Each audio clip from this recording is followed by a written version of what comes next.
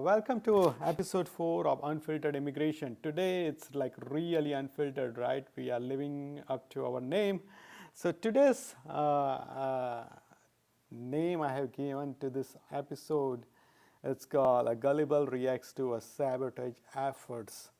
So we're gonna watch a highly controversial video which you probably would have seen if you are very active on Twitter or X, if you are in green card backlog and if you are active. This video has been circling around a lot, and the first time I came across this video, it was kind of like someone, I'm not sure what was the exact point at that time, but someone, it was about EAD, right? That like some people sabotage the efforts to give the EAD to people who are in the backlog, and that happened I think in 2015. So they were like referencing this video, that watch this video and you will realize that how a lot of people work behind our back to sabotage this efforts. And then like I have seen it few times, but the most recently I have seen it is that recently on the 2nd March I have organized a march in Austin, Texas, which was called Fairness for High Skill Immigrants, March for Fairness for High Skill Immigrants. And one of the attorney who is in this video, very influential attorney, right? And she decided that she's going to join our march to support us. And I was, let me share you the exact tweet, right?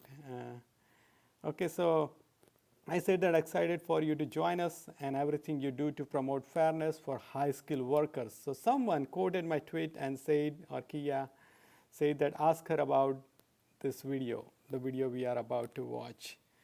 She has never talked about it in public.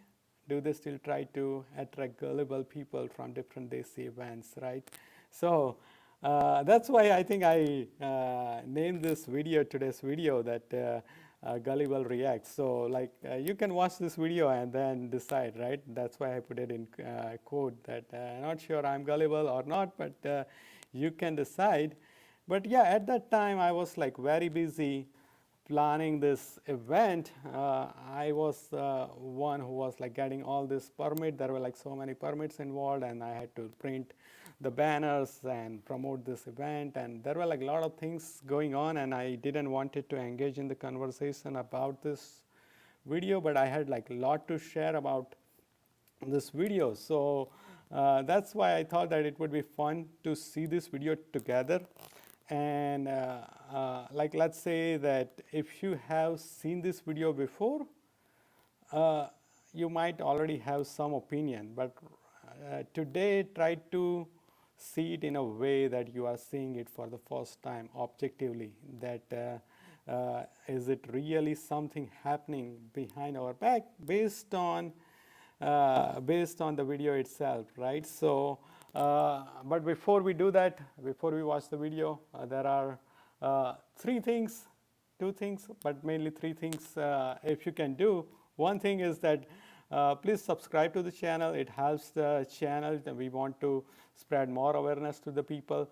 So if you subscribe and like this video, it will help to reach this video like organically to many people, right? So participate in the chat, like the video, and subscribe to the channel. But here is the two questions I really want you guys to think about, right?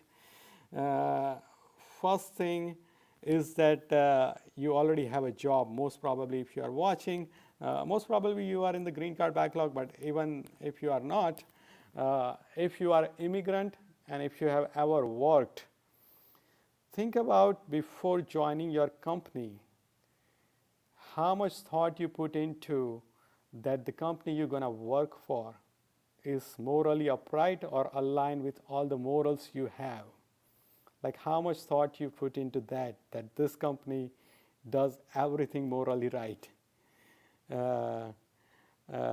To give you kind of like better understanding, that let's say that you found two company. One company you think that it's very well morally aligned, and another company it's not so much, but they are doing everything legal, right? Uh, Now let's say that this other company, they offers you a little better package, like 10,000 a year, a better package, and maybe like they are gonna file your green card sooner. Which company you will pick, right? So personally speaking, whenever I join the company, yeah, mostly the company I join, I know that they are doing whatever they are doing. It's legal, right? That's the only thing I'm worried, because like if you are born in the United States, I have met some people uh, who are already born here. They are not immigrant, and they are like come from well-to-do family. They might look into this kind of things when they are like from well-to-do family, that I want to work for a company which speaks to my soul, right? But I think that most of us came here to have an international exposure and for the better opportunities. So we don't see this. At this, I haven't think about this, that you check that the company you're gonna work for, is it like morally aligned with it, right? And another thing, it's not a question, but just something to think about, that what is the job of a lawyer or attorney? Their job, I think, is that to give the legal advice, right? I am a DevOps engineer, so when I go to do my job, I want to make sure that I do things right? That if my company today, that requirement is to deploy a release, then I'll deploy the release. I'm not thinking about like constantly that is this morally right or wrong. Is that I have given a job and I'm trying to do that job, right? And I think that lawyers are doing that as well. So let's see the video now. Let me go here.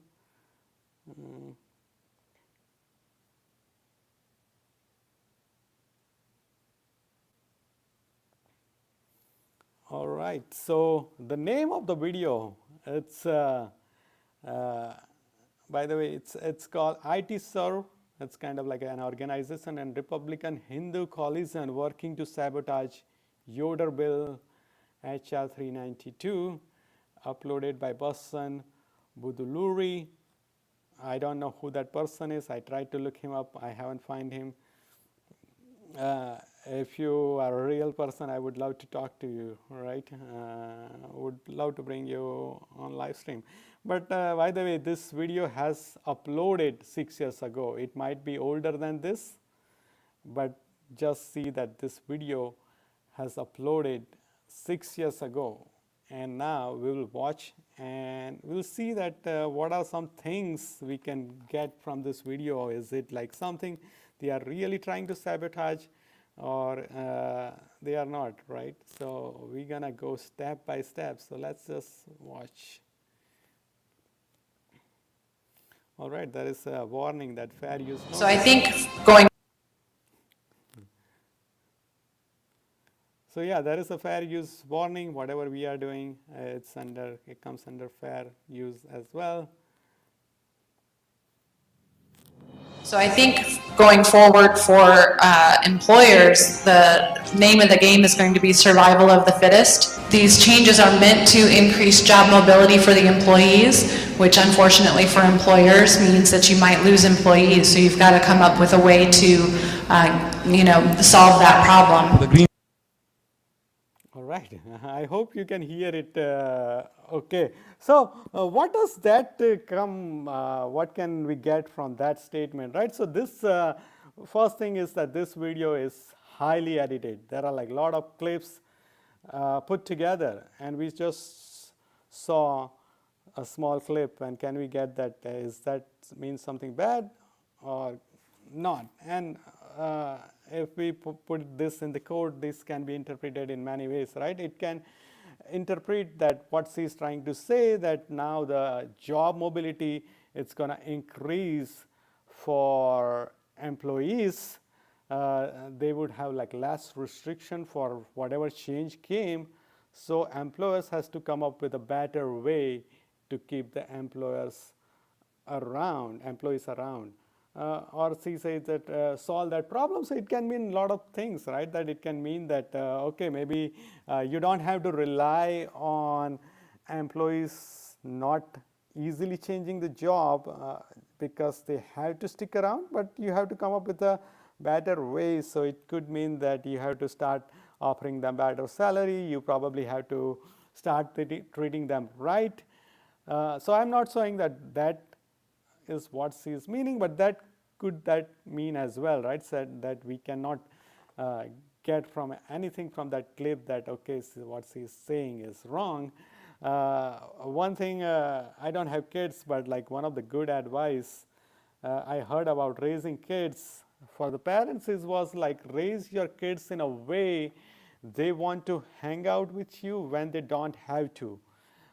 So what they mean that when they are like babies, they are not independent, they are not making any money, so they have to stay with you. There is no option. But when they become independent, they start earning money. Even at that time, they want to hang out with you because you raise them well, and it's like fun to hang out with you. So it's kind of like it can mean the same thing, right? That if you have treated your employees right, then they want to stick around even when they don't have to. So it could mean that as well. All right, let's watch forward. So you've got to come up with a way to, solve that problem. The green card. There's going to be 50 to 60 years for them to get a green card. Nah, people are not going to live that long. So yeah, this video is long, so I think Rahul is saying that it's going to take 50 to 60 years for people to get the green card.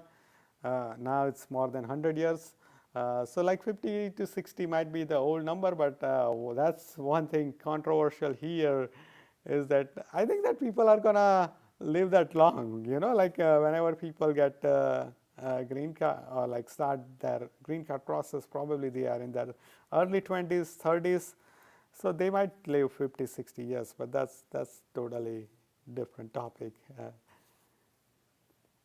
Now, you as employers may be thrilled to know that your employees are going to be stuck with you for 10 or 15 or 20. All right, so one thing they are saying is that you're going to be thrilled. So like, yeah, the employers, if they find out that employers are going to stuck with them for a long time, the employers has the ability to let them go, but the employees cannot move. It's like good for them, right? So that's just a statement. We are not getting anything, I think, out of that, but we're going to watch further. Okay. There is one statement. Ever wondered why Americans are losing technology jobs to foreign workers on H-1B visas? Now, I'm not sure if I agree with that statement or not. In a way, it's true. In a way, it's not. Give you an example that let's say even if I'm in India, I'm going to lose a lot of healthcare job to healthcare workers, right? I'm going to lose a lot of doctor jobs to someone who is doctor. Can I say that? No, because I am like not qualified as a doctor. I don't have a doctor license, so definitely I'm going to lose the jobs to doctors. So it's not a good statement. So even in this case, I don't think so that Americans are losing technology jobs to foreign workers on H-1B visas. To give you example of my job, whatever I'm doing, that let's say that for my job, if there was someone who is qualified for my job and who is US citizen, then they will probably go with a US citizen because like hiring someone on H-1B requires significant amount of money to sponsor them and comes with a lot of uncertainty, right? That if I travel outside of the country, I might get stuck, and then they don't have immediately someone to fill my role. So they might be like out of the worker for a few days, and they don't know when they're going to go back, get that worker back, right? So that can happen like someone they trained for 5 years and now they have to suddenly lose that, right? So mostly it's easier for them to hire American worker than H-1B visa. So I don't think so it's that a lot of Americans are losing technology jobs to foreign workers on H-1B visas. It's like whenever there is a job and they don't find a skilled workers, then it's like it's better for them to go with the H-1B visas. Why wages remain low? I'm not sure. I agree with that as well, that my salary has doubled since I started working in 2010, right? I agree that sometimes people on H-1B makes little bit less than people who are on the green card, but they are getting prevailing wage, right? So like I don't think so that's the case. I have seen like a lot of my friends who are like recently graduated from the college, right out of the college, they are getting salaries in 6 figures. So I'm not sure that I agree with that, but okay, let's watch.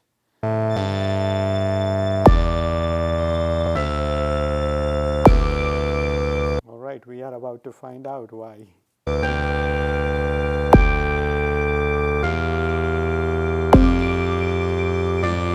Hundreds and thousands of high-skilled immigrants on H-1B visas are used to fill IT jobs in America. Because US has lots and lots of technology jobs. There are like new startups starting every day and more in tech than any other fields, especially with AIs. So United States has a huge shortage of STEM workers, especially in tech field. So yeah, there are H-1B visas are used to fill IT jobs because they are like they have a shortage of STEM workers they can find locally.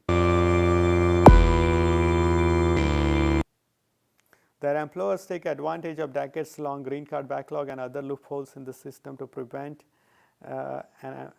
and employees from changing jobs and employers.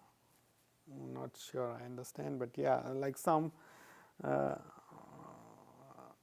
that could be true, that some employers could be taking advantage, right? So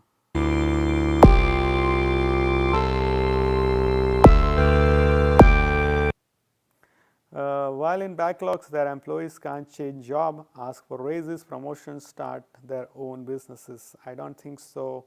I agree with that statement at all. While in backlogs, their employees can't change job. I think that's very difficult to change the jobs because sometimes they have to start. It's harder to find job on H-1B, someone who sponsors H-1B, but also if you are in the backlog, then when you go to the new employer, they sometimes have to start the whole process again. So it's not you can't, it's difficult, but the other thing that you can ask for raises, you can ask for promotion. I ask for raises all the time. So it's something, it's not like there is law on the H-1B that you can't ask for raises. It's something like the fear you have to come over.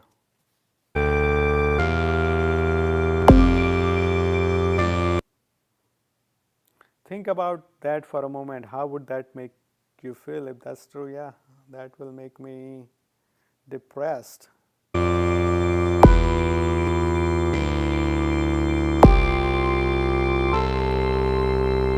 Being stuck in the same job with the same employer for the rest of your life.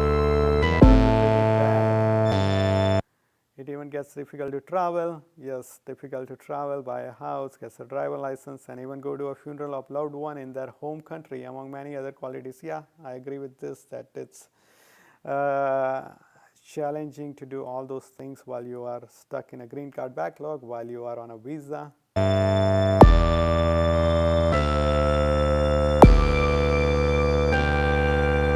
This has created a labor pool of illegal tax-paying and law-abiding, high-skilled immigrants who will wait for their green cards for the rest of their lives. Now it has become true that there are some people, because of the country caps, would have to forever wait for their green cards if nothing changes. So this is true.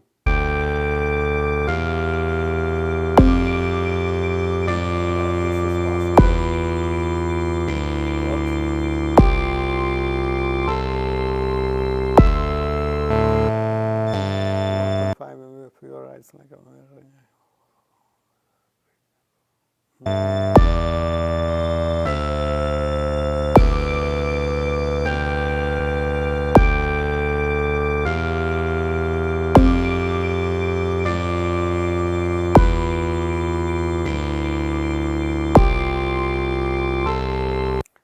some companies prefer highly talented but captive workers over Americans. There might be some companies who are preferring, but as I say, that it's like very challenging to hire.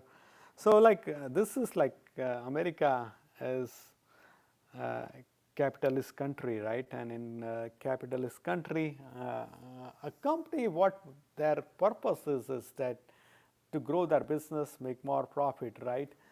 And so that's what they're gonna focus on, that if I hire a worker, if they're gonna contribute to this company a lot, let's say that if they gonna pay $300,000 a year to one employee, but they just gonna turn the company around.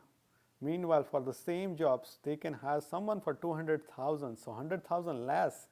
But they know that this guy is not gonna, guy or girl, not gonna contribute that much. They're gonna pay 300,000. It's about like how much value this employee can add. It's not about they're gonna always find the cheapest worker they can. They're gonna look for that which guy is gonna provide most value to the company at the minimum rate, right? So if they can find at minimum rate, but they're not gonna provide the value they need, they're not gonna hire them. So they will look for how to get the job done, and that means that if they can get it at a higher price, they will pay that higher salary, right? So no wonder some companies prefer highly talented but captive workers over Americans. Same, right? That if the American they can find, if he's like highly talented, then they're not gonna want that, okay, I want the captive worker, because they're gonna look is that this other worker, if he's passionate and he really wants to work for that company, that worker, if treated right, can stay for that company much longer, right? If their company working to create that kind of environment where like worker wants to stay with that company. So but here it says some companies, so some company might be doing that. So but I'm not, I wouldn't say that all the companies are doing that. While this backlog exists, American will continue to lose jobs, wages will depress further, and immigrant employees will continue to get abused. I think that it's kind of like exploitation of some workers. Americans will continue to lose jobs. Maybe, I'm not sure how that makes sense, but anyways.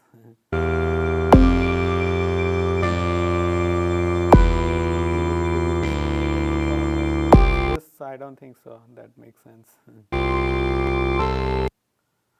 This video will show you a shocking footage and reveal how IT companies and immigration attorney cahoot together to make sure things remain status quo. Guys, this is now the footage you're gonna see is shocking. So if you are standing, this would be a good time to sit down, because the footage you are about to see, it's gonna be shocking. Let's see.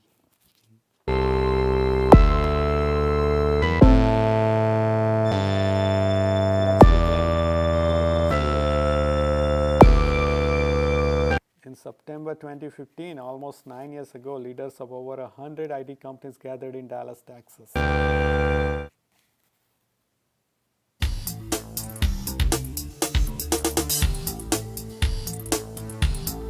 IT serves an alliance comprised of IT staffing firms representing 800. These companies have 80-90% employees on over visas. They do staffing projects, technology.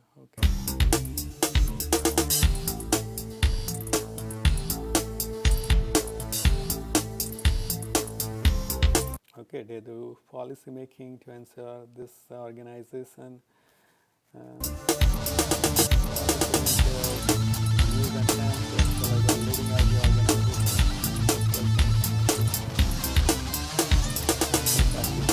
They do ethical practice, achieving the mission to promote best practices and committing to quality business practices. Here is what they really do. recruit foreign students under the guise of providing immigration.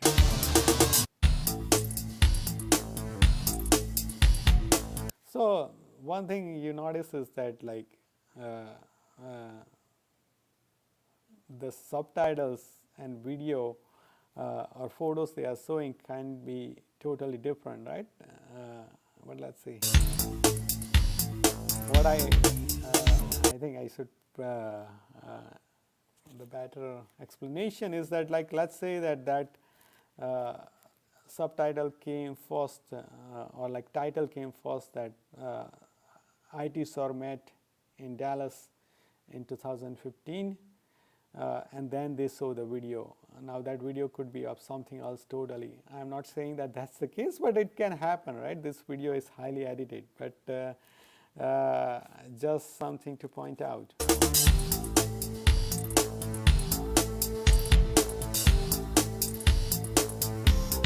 So right, so here you are seeing a picture and whole event to go hood and find policy loopholes, but we don't know yet that are they trying to find a policy loopholes, right? So that we'll figure it out. That hopefully this video will show us.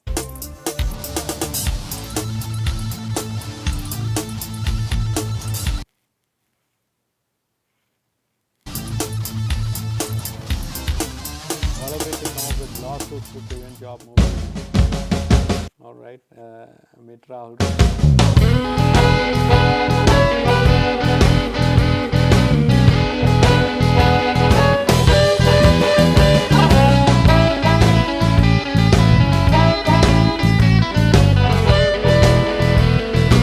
IT company abused the OPT period to place student at low wages, displacing American workers.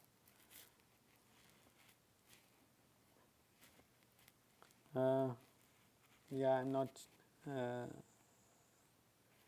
because you are displacing American workers, because you know that OPD workers are gonna be temporary, right? And but this video is old. Today is like when you hire someone on OPT, you don't even know that they're gonna get H1B or not. So right, so if you have like a really if you hire American, there is a guarantee, not guarantee, but there are like more chances that you're not gonna get into the visa issues if you want to, if you want to keep that employees longer, or like right. So OPD is only 3 years, but could be there is some truth to this.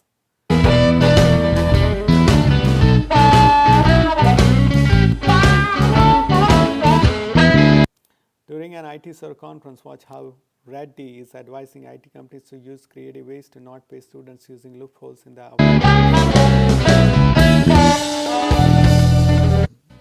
In the OPT period, training period doesn't have to be paid. Is 150 days. Total period of unemployment period is 150 days. So if the person has not utilized the 150 days, in the 36 months, you can utilize part of the training program. If he is not getting trained and not getting paid, can be an unemployment period is allowed. It's perfectly all right. If the person is not paid but is getting trained, it will be considered to be the employment period. If you have any structured training program, that is good. All 12 months you can show us the training period. It is optional practical training. It is not an employment. All 12 months, again, all 12 months, the person can be on a training program on the OPT only, and it will be counted towards the employment period. Maximum days of unemployment, okay? OPT training period will be considered to be employed period. Training, if you are training that person, you don't have to pay it. What's Reddy suggests it's unreasonable for student to ask for wages. You don't, it's up to the company. It's up to the company though. Now, yes, the students will retell that pay me for you train us, you feed us, you keep in the apartment, you pay us. I mean, come on. That's up to you. If somebody's policy is like that, please, I'll be joining you guys. Yes. All right, so Basically, remember that this video is old, so don't take it as a legal advice. Nothing on this channel is like immigration or legal advice, right? So the rules might have changed, but just think about this, that he's an attorney, he has hired to give the legal advice, right? So he has to say these are the current rules and regulations.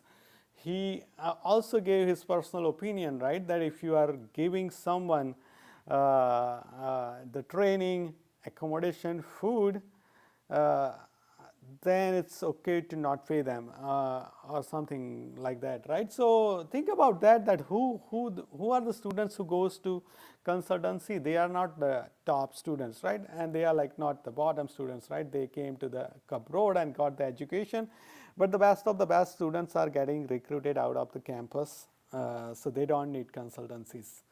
Then there are other students, they will find the job on their own, right? That I have a lot of friends, they haven't joined consultancy, they found the jobs directly, they looked for the job, applied and reached out to them, LinkedIn and all that.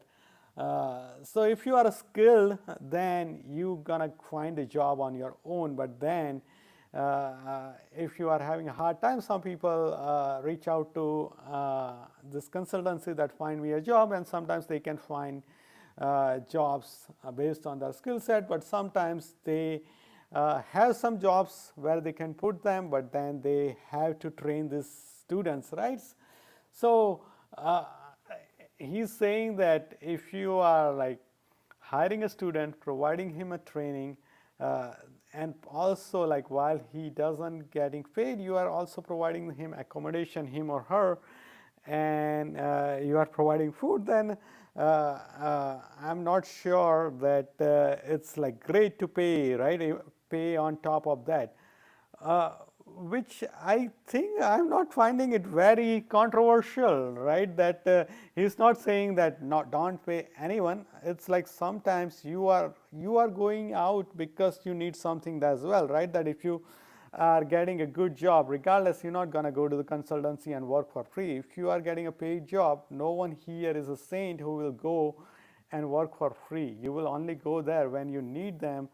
And I'm not even like saying that this, sometimes something happened in the college where you were like not able to concentrate on your studies, or that kind of things happen. So I'm not blaming the students as well, but sometimes it's just like this kind of a situation where they are helping you because there is a limited amount of time. You can stay on OPT without getting a job, and then but you can start the training. So they are like providing the training necessary. So he's just providing a legal advice, right? So I don't think so it's very controversial. Let's see.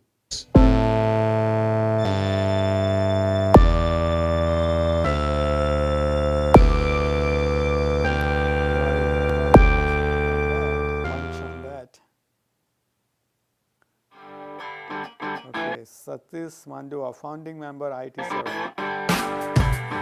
November 2014, President Obama announced fixes as part of the executive action on immigration that would allow high-skilled immigrants in the backlog to change jobs.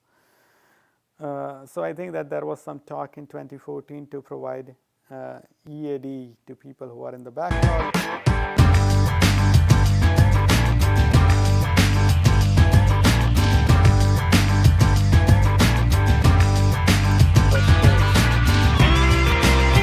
It would no longer make one labor pool weaker than the rest. American workers would stop getting displaced, wages would no longer depress further. I guess that people, if they have the EAD, they will have better job mobility.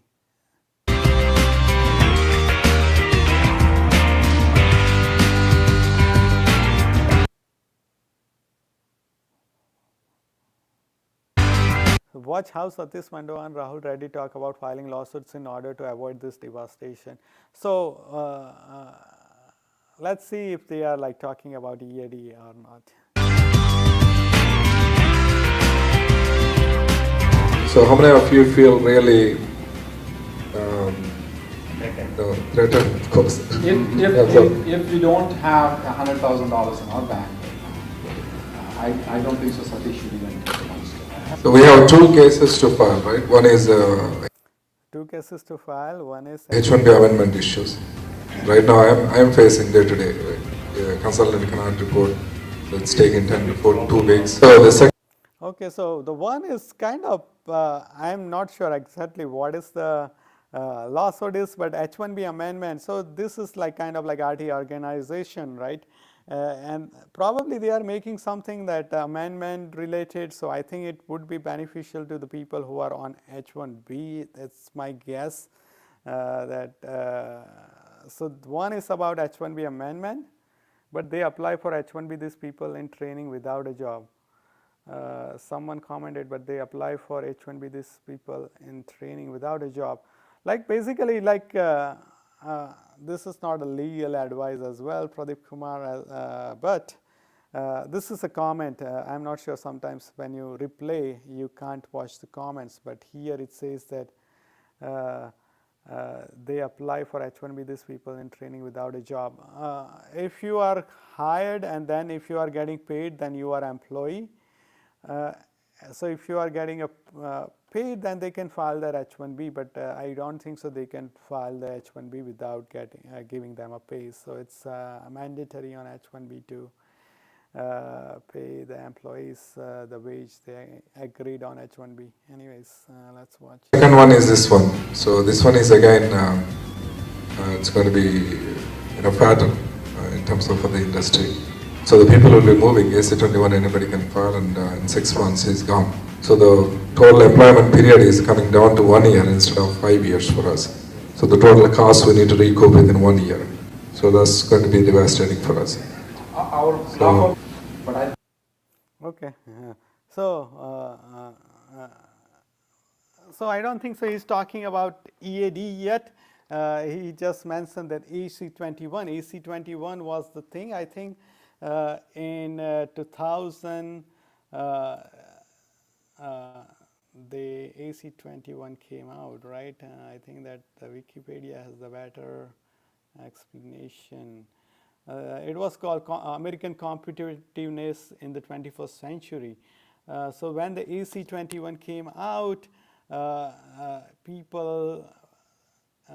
employees' job mobility increased, because if you have I-140, which is 6 months old, then you are like allowed to change the jobs without filing your I-140 again. You still have to file it, but you can still get the other benefits of already having I-140, like you can continue renewing your H1B beyond the 6 years validity period, right? So he's talking about AC21, and one of the thing, he obviously feels threatened, because now he's thinking that, okay,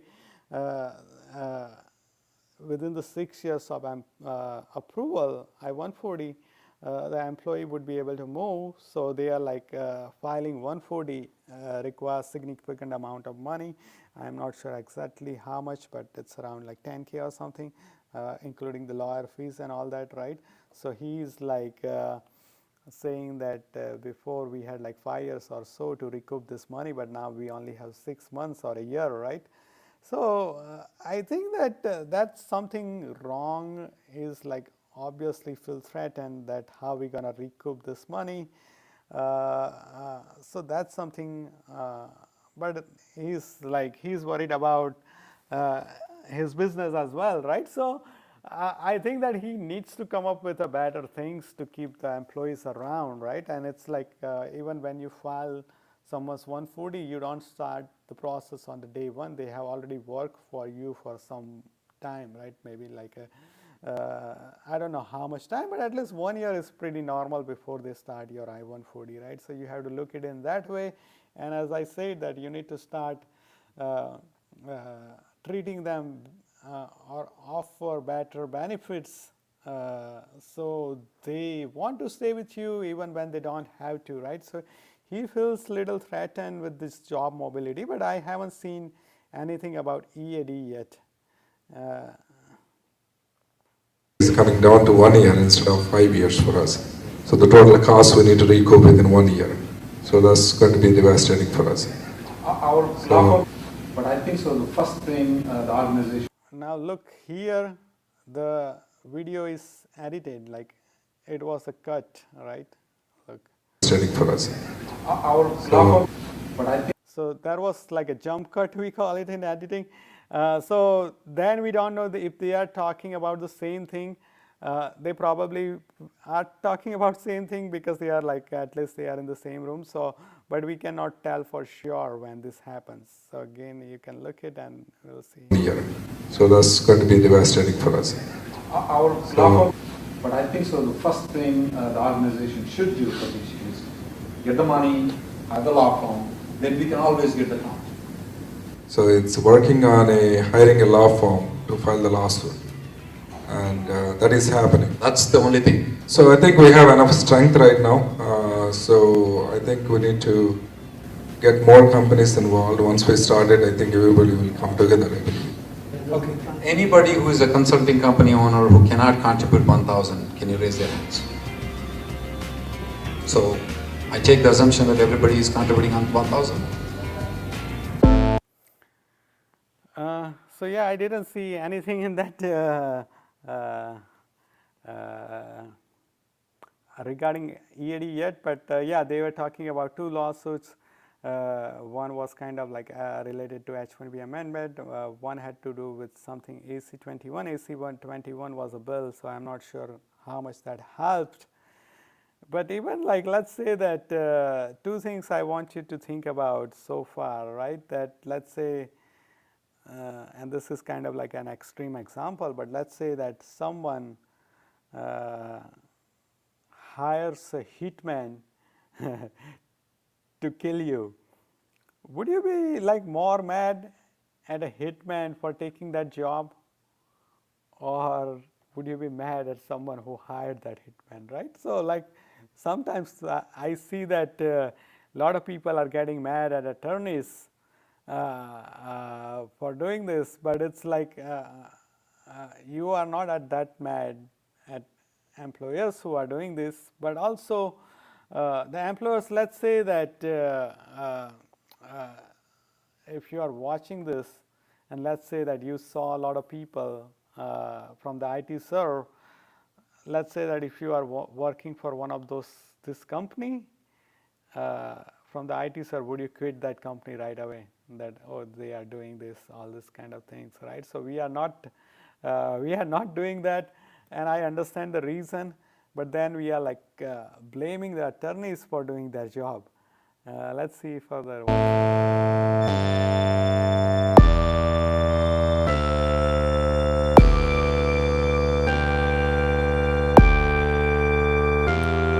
Here comes the good news, guys. I don't know. I don't like this personally, but I guess you like it.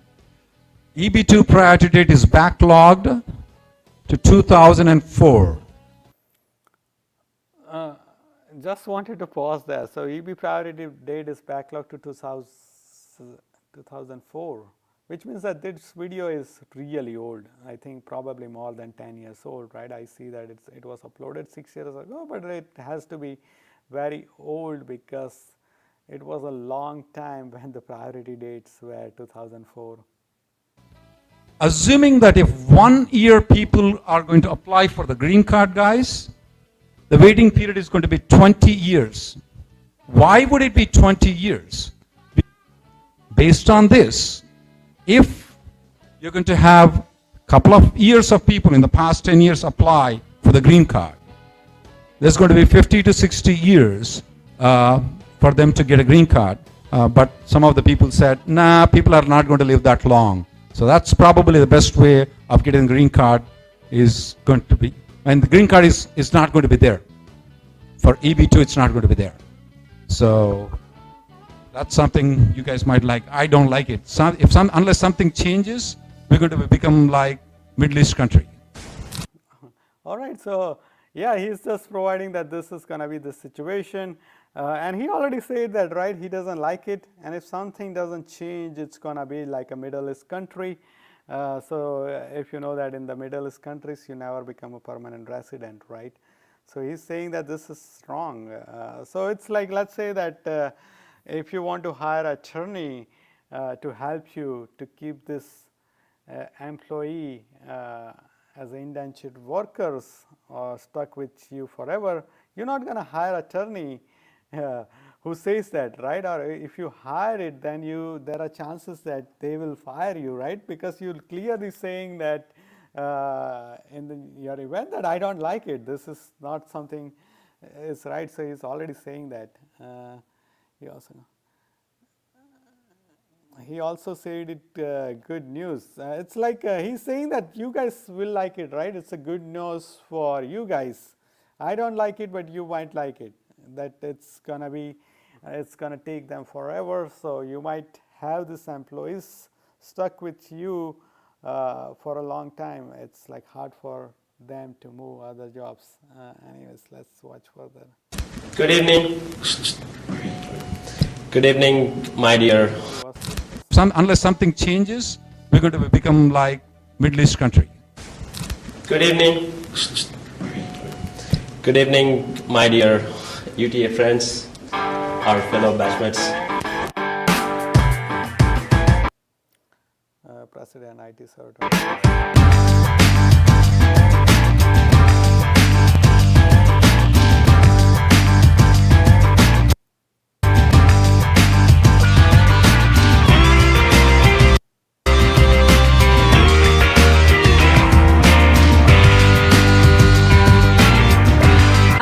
As Shashidhar said, our goal is to basically inform you about what your options are after graduation. Hopefully your goal after graduation is going to be to get a job. You work for some bigger companies, Fortune 500 companies or other companies.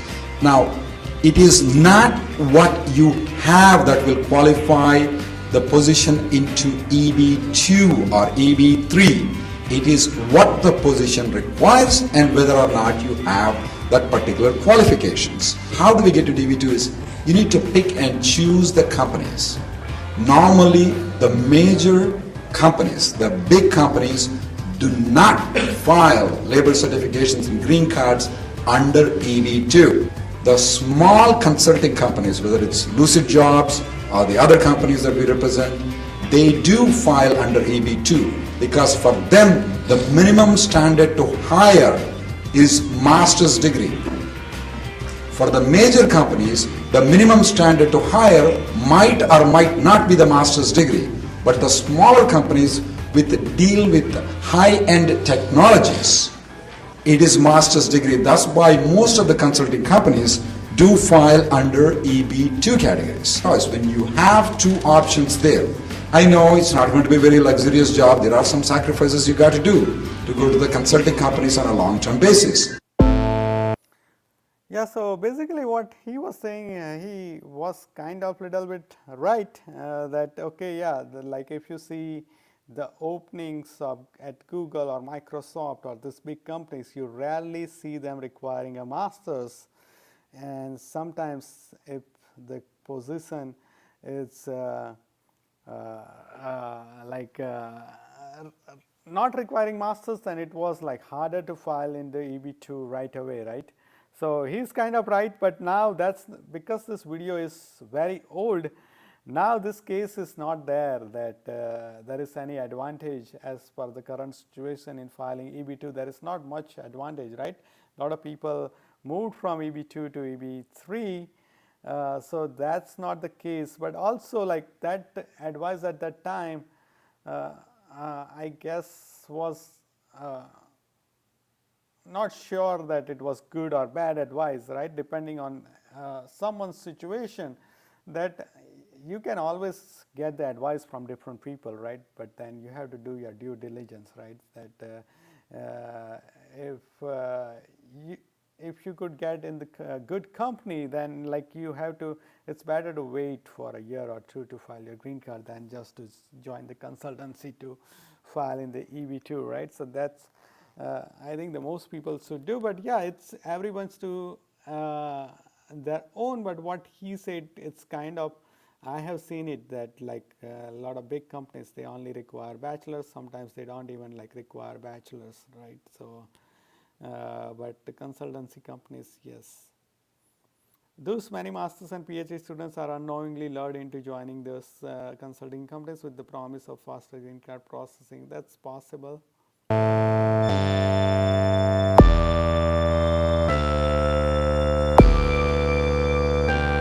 Only to find out that they will be stuck for years and years with the same company because of the green card backlogs, right? But like we already talked about that AC21 happened, right? So once they have the EB2 green card, or not green card, once they have EB2 I-140, they can move within this after 6 months of their approval, right? So that's what they already talked about. But I understand that it's difficult to move as well, right? But at least they got their priority date faster in the EB2.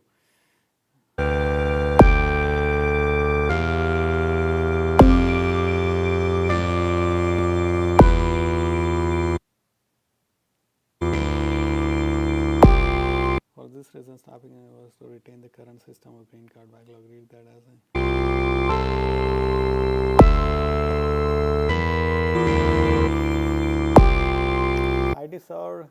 IT-Serve has now partnered with Republican Hindu Coalition to maintain their business.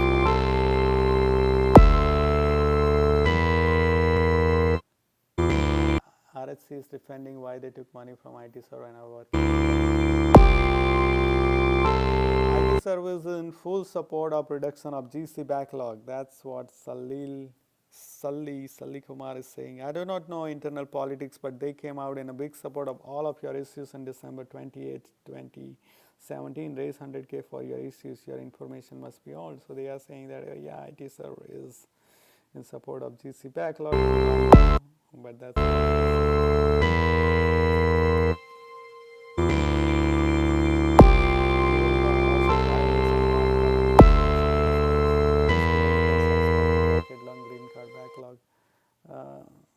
kind of true that when they are in the backlog, they have to continuously renew the H-1B every 3 years, which is like, I guess, helping some lawyers, or like most of the immigration lawyer probably make more money.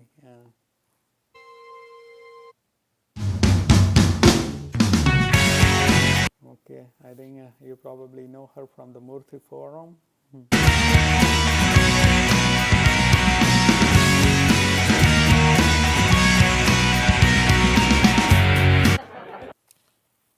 Right? And we Indians can talk when we get to it. We're great at talking. Thank you to the amazing IT-Serve Alliance. Honestly, all of you should really give them a big round of applause. They are investing their time, their talent, and their treasure, their own time, their own money, their own effort to create this alliance so that we can work together. And dealing with employee turnover, spending thousands and thousands of dollars filing H-1B. You are a very elite group. You're an extremely powerful group. We are not second class. We are not just first class. We are above the first class citizens. This is the group. You are way more powerful tonight by combining and becoming a part of IT-Serve Alliance, because united we stand. Fees, it's like 500 and it's a one-time fee, and with that they've actually used it to file lawsuits, and there's a lot of education. There's training, there's encouragement, there's exchange of information. And I know Rahul Reddy has been one of the founders. I think he deserves an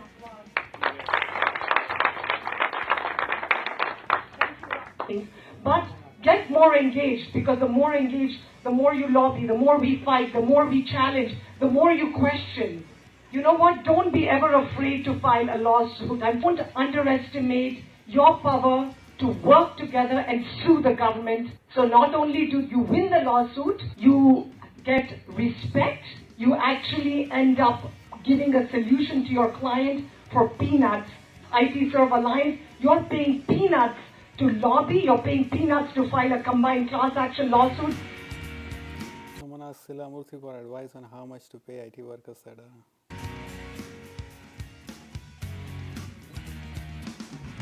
So there is no Department of Labor prevailing wage like with the H-1B workers. It is only, now they're talking about comparable wages that you would give if you were hiring a U.S.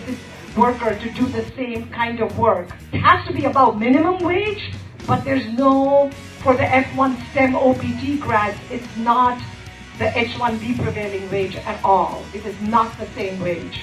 So your hands are not as full, and the salary does not have to be the H1B wage.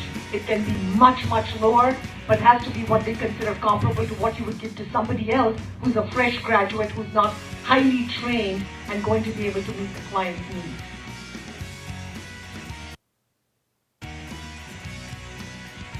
Employers may be thrilled to know that your employees are going to be stuck with you for 10 or 15 or 20 years, though as employees you hated that, right? The reason is supply and demand, it's quota, and unless Congress changes or increases that number, we are stuck with it. So I guess there were like few things in that is that like she was like really hyped, and I guess that she got hired, right, to give this legal advice, and that's what she did, right? That one thing regarding the OPT, she said that you don't have to give them, I guess, prevailing wage. It's not the requirement of IT, not requirement of OPT, right? So it's just giving the legal advice she got hired to. And also, like she said that employers would be thrilled to find out that the employers are going to stuck with them for a long time, which I think that there are many employers like that, right? So I think that that's what she said. A room full of people, when a handful of people have fewer rights than others, no one remains equal to anyone else.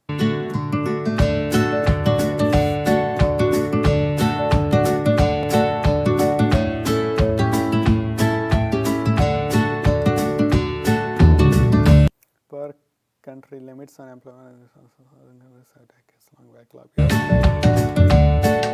Get more control over employees stuck in green card backlogs because they can't easily. Yes.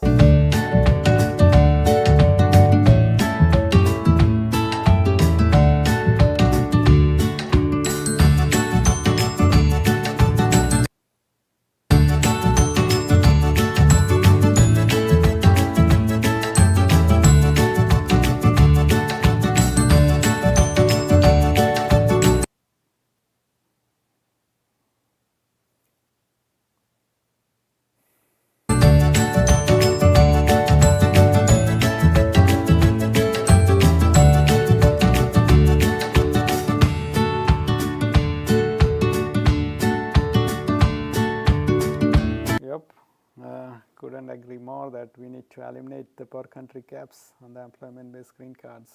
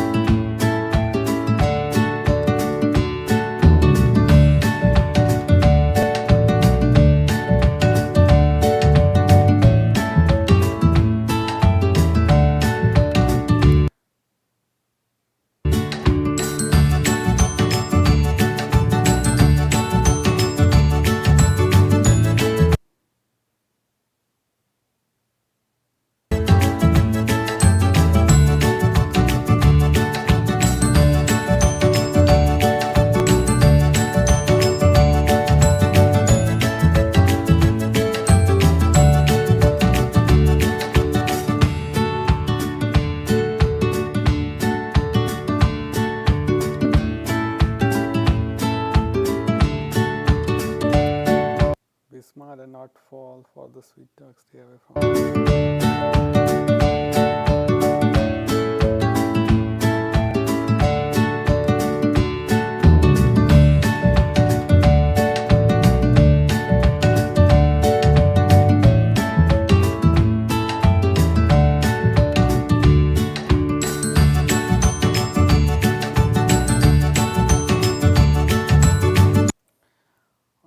I guess that's the end of the video. As I seen, I haven't seen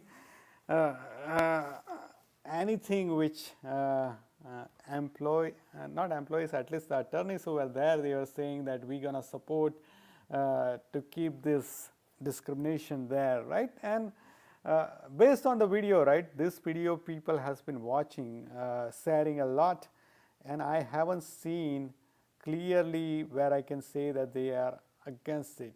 Even if they were, this video is so old, right? So, but I personally haven't found anything. And I'm not saying that there are employers out there, or like some immigration attorney probably would be out there. They would be interested in keeping this thing going, but I don't think so. They are all there. But based on this video, I cannot say that okay, so and so was like so much in favor of keeping this. The only thing I was found, some advice were like questionable, and something that employer was like threatened that the employees are gonna move quickly. So that's not something, but that's just like he's insecure about keeping their business going. Anyways, why I did this? That's the most important thing, right? Let's talk about that. Do I wanted to defend Emily because he came to the event? Kind of yes, but I also wanted to ask that, let's say that there are people, I'm not sure that's Emily, but like let's say that there are people who are in opposition to our cause at some point. If they want to come to our side, do we want that or not, right? That if someone who is coming out to support us, should we go and dig up what they did in the past, right? Let me stop this video. So, do we want to dig up their past or make it harder for them to come out and support us, right? So, regarding the similar note, we had a recent conversation who said this tweet. Let me share that.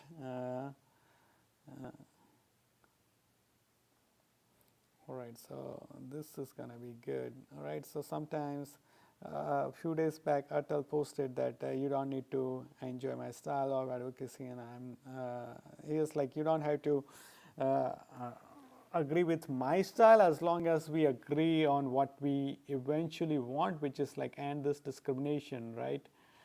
So somehow I usually don't talk about that, but I ask that, does working in a secrecy has to involve not supporting or appreciating others' efforts, right? That was like totally different topic on not related to this video we watched, but I was saying that, does that there is an organization which loves to work in secrecy, and I say that working in secrecy it has to involve not supporting or appreciating others' efforts, right?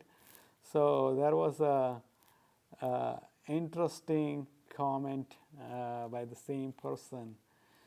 It depends. If it involves talking to Kevin and doing protests for no reason, along with people who have backstabbed us, yes, I have a problem with it. So like this is, there was a podcast Atal and Odi did with Kevin. Kevin is another guy with the opposition from someone who is like in opposition of Eagle Act, right? So they did a podcast, and basically they are trying what is that if this person comes to our side, that's good, right? So, but this person didn't like it, and again, this is talking about the same thing, that doing protests for no reason along with people who have backstabbed us. I haven't seen any proof of backstabbing, right? That as you've seen in the video, I thought that, so I don't know any proof of the backstabbing, but what I have seen is that this Reddy and Newman group is, oh sorry, thanks Ramesh, he was always there and supporting. Okay, hopefully what the, you can see this tweet now. So this is the tweet I'm talking about, that it depends if it involves talking to Kevin or doing protests for no reason along with people who have backstabbed us, right? So we didn't see any proof of backstabbing, but what I have seen is that there are like 20,000 immigration attorneys in the United States, right? Because there are at least 60,000 who are part of ILA, and there would be like immigration attorneys who are not part of ILA. So But how many of them are supporting us, right? Very few. But this Reddy and Newman group, especially Emily, I see them constantly supporting us, that they are constantly advocating for the solution to our problem. So what they have is that they have these templates online which you can set to send letters if you want to request for EAD, kind of a relief. They have template for that. They have a template for both the bills which are in the House and Senate, but also they have this live stream they do which where they support our cause as well, right? So there are like a lot of people, they join their call to get the legal advice. So, and these people, they might not come to know about this bill if they are not sharing in this call, right? So people are coming for kind of like a legal advice on that call, but then on that call they are saying that, hey, there are this bill which can help you guys. So you can write to your senators, you can write to your congressman, right? So they are like, that's the group we have seen. They are supporting our cause, right? And now in this march we did, Emily came there. I think she lives in Houston. The march was in Austin. She came on her own, stayed there in the Austin. So it's not easy, right? It's not like this person who was questioning that. They haven't supported that much, or it's not like they were coming to the march and they had the issue. But they wanted to create an issue that someone else who wanted to come to the march and they had an issue with that, and that's what she's talking about. I think it's he, but her profile is C. They're doing protests for no reason along with people who have backstabbed us. So kind of like about talking about support, right? That if you cannot support us, why create hindrance to people who wants to support you? And I have done a lot of different things in the past 1 year. Like I traveled to all the 50 states. When I asked about that, she didn't like found one thing that, okay, what you did, these were things were great. I'm sure it helped in some way, right? But she found one thing which she had issue with. So I think that mentality is not good, right? That I think that anyone who wants to come out and support us, we don't have a lot of friends who are advocating for us. So if like there are people who are coming out and supporting us, do we want that? Want them or not, regardless of what they did in the past? We didn't find, not talking about Emily, but like let's say that someone who openly were against us, but now if they want to, they realize for whatever reason, and now they want to come out and support us, do we want that support, or we want to stay like create a challenges for them and we always want to fight, right? And it's like a similar kind of thing. Let me share you, right? On that thing, where is, okay, yeah, this one.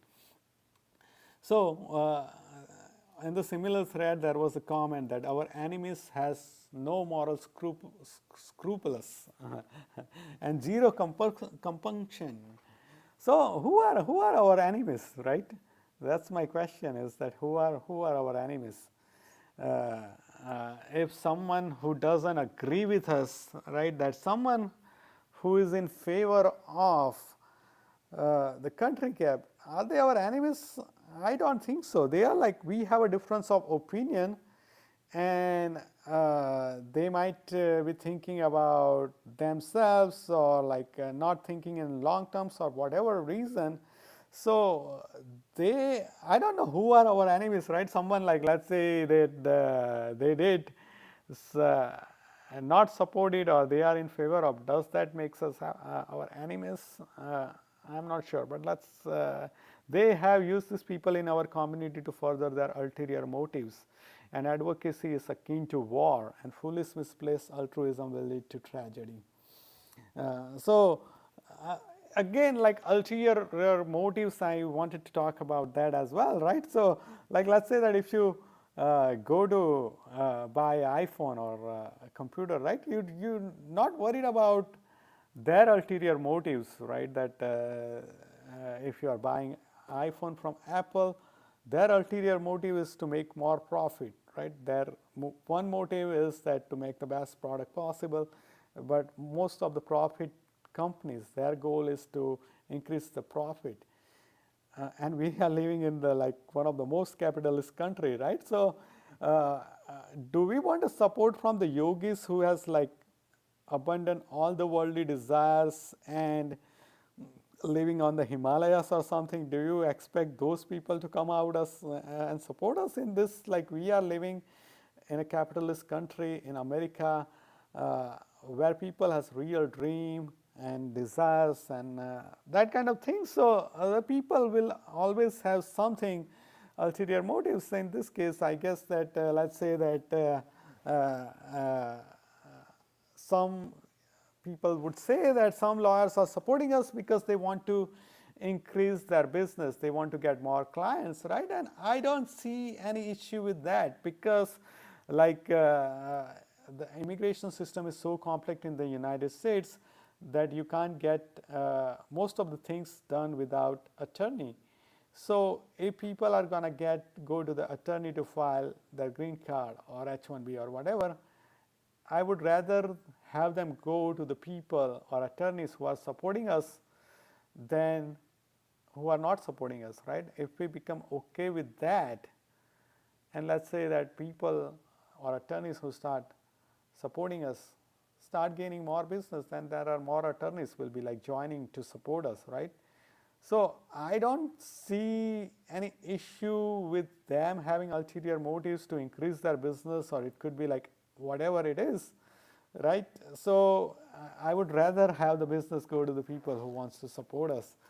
But then like if you make this kind of statements that advocacy is akin to war and foolish misplaced altruism will lead to tragedy, right? So something like that, that our enemies have no moral scruples and zero compunction. So like that thing is that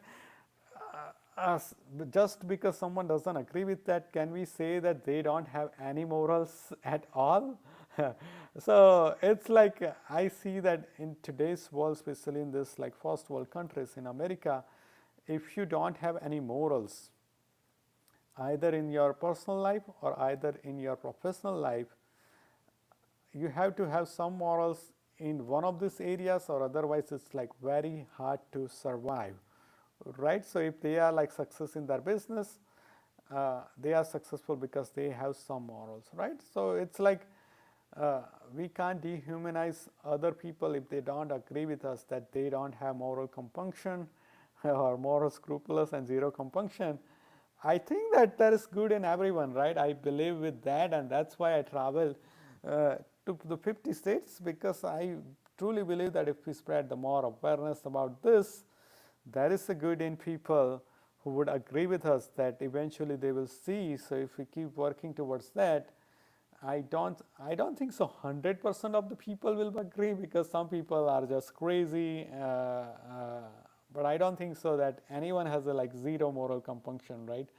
So that I'm not sure about. But then you're talking about that ulterior motives, but then you say that Chanakya, not Gandhi. So I don't know much about Chanakya, but isn't that guy who would encourage to people to have ulterior motives? So you are like having one way, you are having problem with people having ulterior motives, but you want to pick Chanakya over Gandhi. So I'm not sure that's making sense.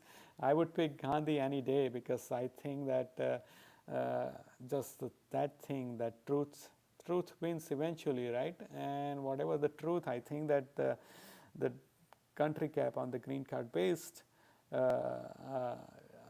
country caps on the employment based green cards, I don't think so it's fair, right? So the truth will prevail eventually. So what are some of the other things, right, that people we shouldn't create hurdles if other people wants to support us. We should be welcoming them. We don't need to look for if the heart is morally aligned or not, right? So one thing is that, like, let's say that in the original they are saying that they didn't say this openly, but now something happened openly, right? To give you this example, in the Emily, she came out to our march. Now she has openly supported us, right? So they took an open stand. Now it's harder for them to go and if they want to switch side and go and work with the employers who are like want to keep this discrimination, they will see, right, that these people are openly in support of this ending this discrimination. So I think that people are coming out and openly supporting is always a good thing, and I'm not sure why we should like have any issue with that, right? And I believe that action speaks louder than word, right? So what anyone can say that I support you guys, but to do out something to that kind of event which requires significant commitment of your time and money and all those kind of things, you took action, and action speaks louder than words, right? That whoever supported that. One thing I am seeing is that I haven't been supported by some organization, kind of like, let's say that Immigration Voice, right? I have done all of these things. I traveled to all the 50 states. Haven't seen any support or said that it probably have done something good, right? But I haven't seen any support from them. That doesn't I'm saying that they are sabotaging my efforts, or right, they are like my enemies. They might have their own reason, right, that for whatever reason they cannot support.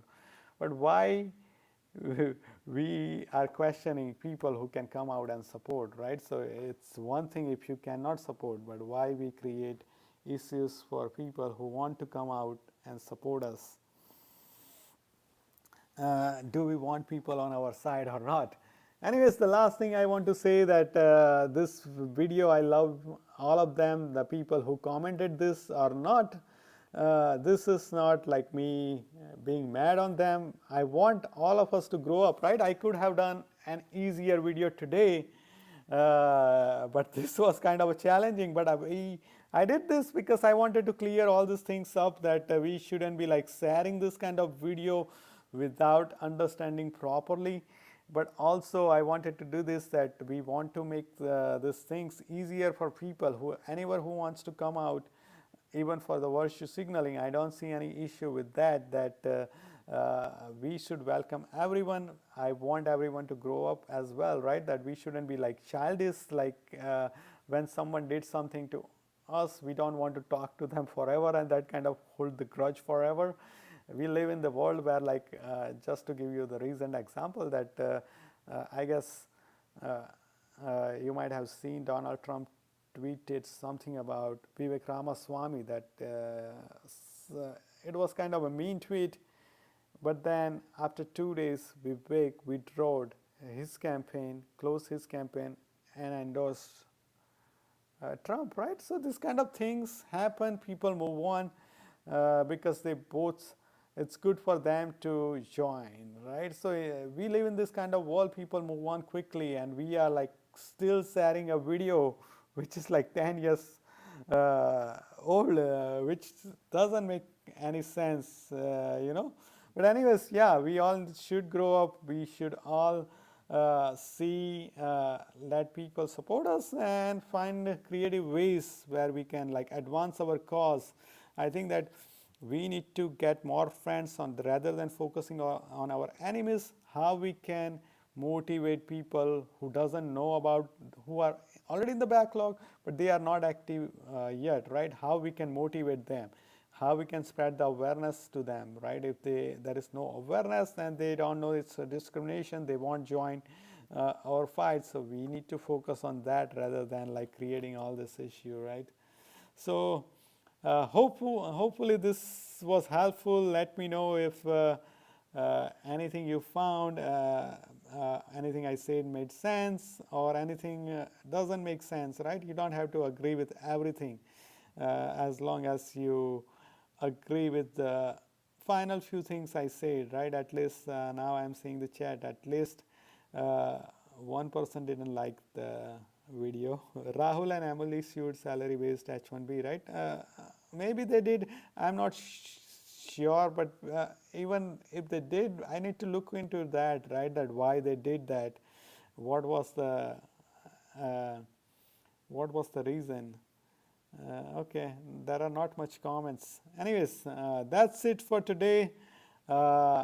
This was kind of a long one, but hopefully all of you who stuck around, I hope you found some value in it. I'll see you guys next week with a new topic. Please subscribe if you haven't. There are some people who wouldn't subscribe because of things I have said. So please do like the video, and I'll see you guys next week. Have a good night.